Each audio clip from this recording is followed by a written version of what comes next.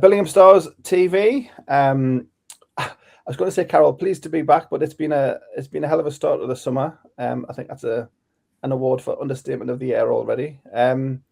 Plenty of news, not of a positive kind, but hopefully tonight we can start the road back to Billingham Stars hockey and the new season in September.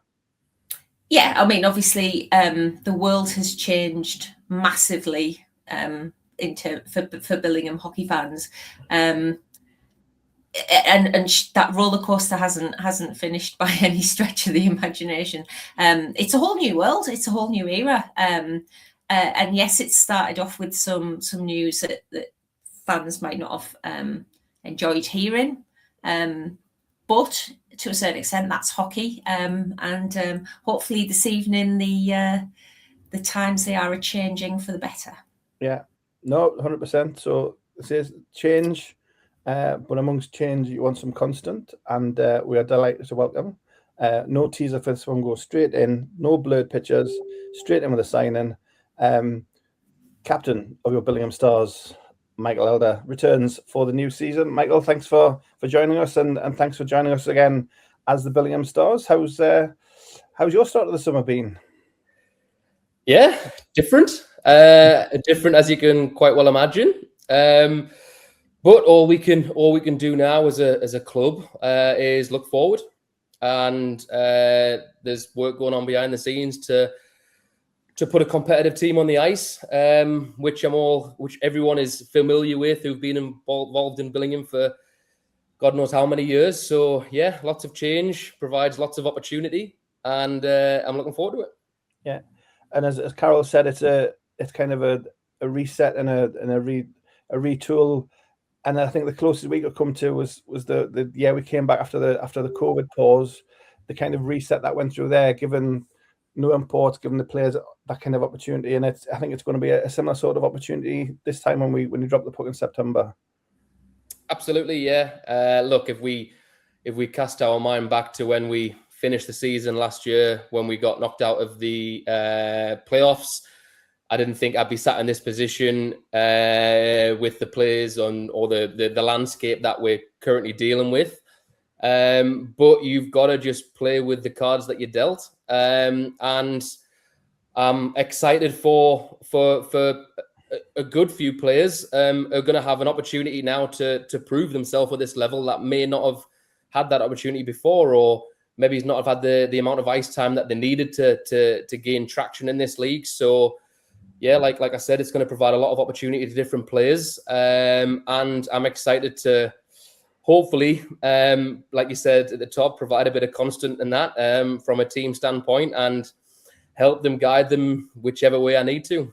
I've been involved in teams at the past in Billingham. Obviously, this will be my 15th season where success hasn't necessarily come, and I've looked up to senior figures on the team for a bit of guidance, or whether I haven't looked out for it, they've provided that guidance, and I've now got to provide that to other players that are going to step up, and we're going to rely on to play big roles this year.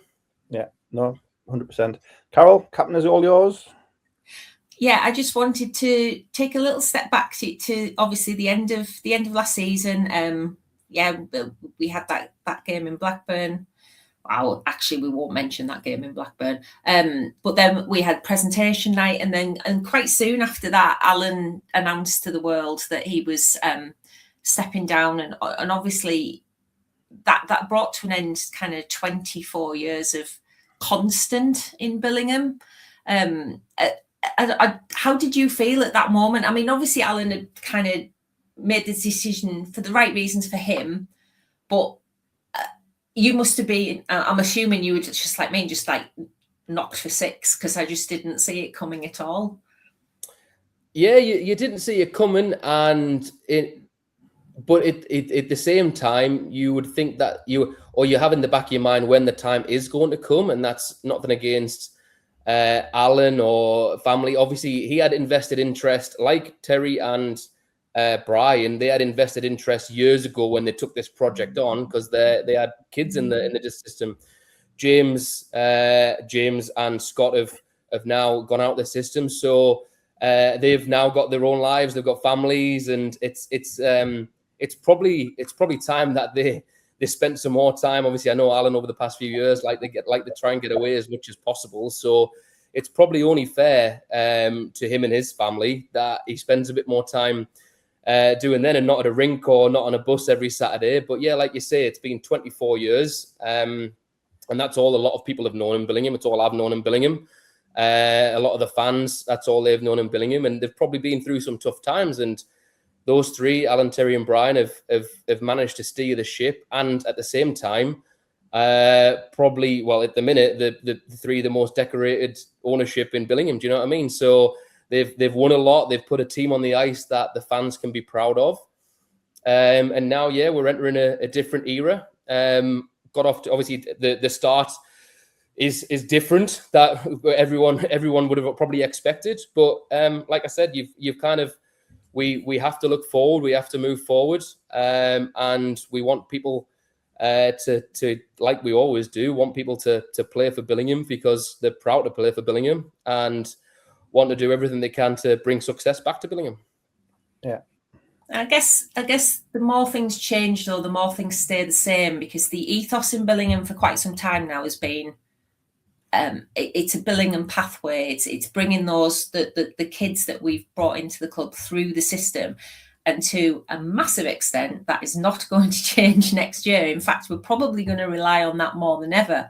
So I guess that's what you said when you said you're excited, because as one door closes for some people, then behind some people, if you like, then that door opens for the next generation of kids to come through and show what they can do. I'm hoping so. And yeah, like I said, that's the only way that Billingham as a town can have sustained success. We're not on the M62 corridor that people can travel 40 minutes from home and get to 6 different ice rinks. We're not in that luxury. It's us in Whitley Bay in the northeast, and even then it's 45 minutes, and we're going south for games and they're going north for games. Do you know what I mean? In the SNL. So we in order for us to be successful, we have to rely on that. Yes, like I think we've mentioned numerous times, it's important, or I believe it's important to get experience with imports, because we look to the imports to drive performance, and these people to look up to. It's all well and good looking up to local lads like myself and Mossy, but it's these players that are coming from Europe. They've had a different upbringing, etc. So that is important. That's an important part of the game, and that's an important part of development. This year is going to provide the opportunity to different players to make their mark.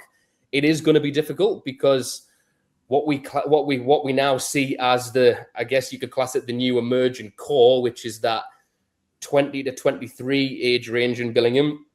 When they stepped into the team, we were already an established, successful team that were competing at the top. Last year was obviously a bit different. We finished 5th. By no means was it where we wanted to finish, but they've only known winning in Billingham. So this is going to provide them probably a much needed experience next year to how to play in tougher situations. So there's a lot to be positive for. Look, at the end of the day, we still want to win games. No one's going out there to lose games, and Terry wants to put a competitive team on the ice. There's still conversations that are having with different players in the background. So yeah, there's lots of things to be positive about. Is it different? Absolutely. There's no hiding that. But yeah, I'm very optimistic for this season and also the future of Billingham. And like you said, I've been involved with the junior development over the past few years now, and I coached the under-12s this year. And hopefully, I'm not playing by the time they come through. But there is an awful lot to be optimistic for in the future. So yeah, hopefully we can put a competitive team on the ice, and we'll have another good season. I've just wanted to pick up on that theme a little bit. You must have in the back of your head an idea, because you know a little bit more than we do, to be fair. You must have an idea in the back of your head what we might be able to achieve this season. And I guess that's what's gonna drive you on to be better. I think so, yeah. Again, and it's nothing. all it is, like I've said already, I think it's just going to provide a lot of opportunity for different players. Much needed opportunity, one which they've probably never had in the past. It's going to be hard. I think when we get back to training, it's going to be a completely different type of training, and it's going to be we're going to have to be a more tactically astute team this year rather than rely on talent and talent alone, which we've obviously had in abundance the past few years. Obviously, we've lost two players that it's no secret that they've put up points in this league. So we're going to have to be a more well-rounded team. But yeah, I think with what the conversations that I've had with different people and different staff and different players, I think we're going to be we hopefully are going to be a more well-rounded team. And yeah, we might not see the record breakers next year, or we might not see players put up 60, 70 points, but hopefully we can put a team on the ice that is hard to beat, should we say. Mm-hmm. You mentioned training there, and that's a kind of a segue. Obviously, we've just announced as we're recording this, Fozzie's not coming back next year for his own personal reasons. And just a word about Foz, a huge part of the club. When it first restarted in 2011, obviously took a break and then came back in the later years, and a huge part of the success that you mentioned that the club's had the last few years. Yeah. Like I say, it's a big change for all of us. There'll be a new coach coming in, which I'm sure everyone will hear about over the coming days. And it'll be a new look team. Fozzie coached the team his way. Fozzie had his own ideas about how to win and how to be a successful team. And I think we'll be going in a bit of a different direction. And again, you've got to go in a direction that suits the players on your team. We're not in the luxury there where a coach has a philosophy that it's like it's my way or it's my way or it's not going to happen. So the coach that's coming in knows the players that are going to be available to him this year, and hopefully all we need, and that's the aim, is all we need is an extra 15-20% out of everyone. And that's not an extra, and it's not a lot to ask for, even 10%. But we're going to need everyone to elevate their game slightly, and hopefully, if we do that as a team, we'll be a lot harder to beat. Sounds good, Carol. Anything before we go? No, it's just obviously this has been a tough one for the fans this last few weeks, month, whatever it's been. It's been quite difficult for us as a group to be able to feed out the information that they've wanted, because obviously the work that's going on behind the scenes, we can't always talk about it, and that is, I'm sure it is very frustrating on both sides. But I just wondered if you had a message for the fans, because they've been suffering somewhat just of late. It just seems to be constantly not constantly bad news, but not quite so positive, shall we say. So I just wondered if you had a bit of a message for the fans. Yeah, absolutely understandable. And look, like you say, if you take this back 2 months, we'd probably been sat here having different conversations about how we improved the team on last year.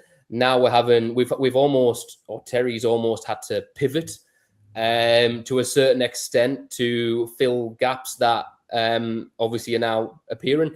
So it's probably not, and Terry's probably didn't think that this would happen, but again, Terry's having to deal with this on the fly, as we all are. All I can say is from my point of view, being here 15 years now, that there is a change naturally over the course of years. It's not nice to see. It sometimes is difficult to take. And I'm just hoping that obviously we need them more than ever next year on board, supporting the team, win, lose or draw. Well, not necessarily draw anymore, but over time. We're going to need them more than ever. The lads are going to need them, and the lads appreciate all the support that we have. That's one of the best reasons why everyone loves playing in Billingham, is because of the fans. And there's no better place, I believe, to play in front of as a home crowd than Billingham when the forum's packed.